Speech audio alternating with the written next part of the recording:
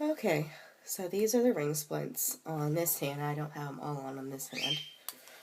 But as you can see, the rubber bands here are what are keeping it from coming apart. See, if I pull on it, having it attached to the other one keeps it from falling off. And these tips have a tendency to just slip off. If something catches them back here, it'll just slip it right off. Well, maybe not as easy on that one, but anyway. But you can see how it's not completely foolproof, almost, because every now and then a band will break. And so, you just slip it right off. The band doesn't keep it from coming off easily.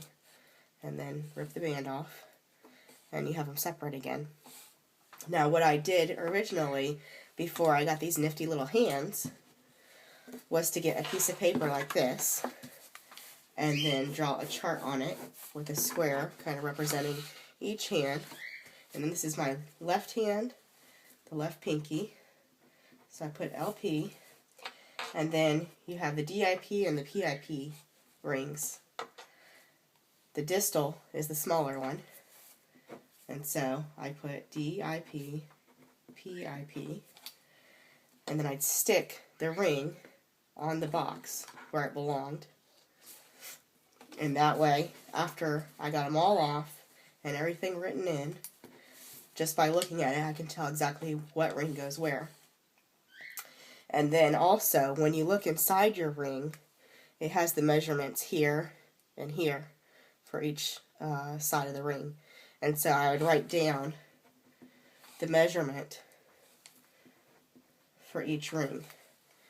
Now, the little dash after the number means it's a half. So this is a 3.5 and a 2. The X, I think, is just a way of letting you know whether or not you're holding the ring right. Because if you're looking at a 6, you'll know that the X comes before the number, so you'll know it's not a 9. Alright, and so that's how I would take care of that. These are really nifty. I found them at Hobby Lobby, and if you go on the right week, you can get them half off, and so they'd only be $14.95 instead of twice that. And they've got a little velvet bottom, so they won't scratch anything. And they're curved slightly, just like your fingers would be, which a lot of them aren't. A lot of them are very straight out like that. And so it's nice to have that curve because it makes it much easier for the ring to slip on. And I put it on just like I would on me. And so once you've got them all on, it looks like that, just like it would on your hand. And then you can slip the thumb on there. And if you want to be really nice and neat about it, you just clip it on there. And it's not going anywhere. Now for travel, this isn't very good, obviously, because they can still slip off fairly easily. But for just sitting on your dresser, they're perfect. Let's see. Also, some were asking whether or not they're welded, and obviously you can tell they're not welded here at all. But because I have the rubber bands on, it keeps this one from slipping down too much. When I don't have the bands on, for instance on the pinky, which is the one that slips off the easiest,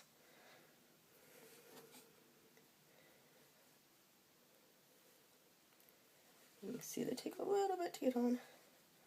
Okay, that one's nice and snug. So when I don't have the bands on, as I bend and move my finger, it'll work its way down to where it's not right here at the crease where it should be. But when I've got the band on, it pushes everything back nice and neatly so that it's back toward the crease where it needs to be. Also, I was mentioning wearing artificial nails or long nails with this is kind of hard because as you take this off, it tends to want to curve, and right now it's hitting the end of my nail. And when you put it on, you don't have a whole lot of wiggle room to get it past the tip of your nail. But it doesn't seem to really mess up a paint job, so that's good. Alrighty.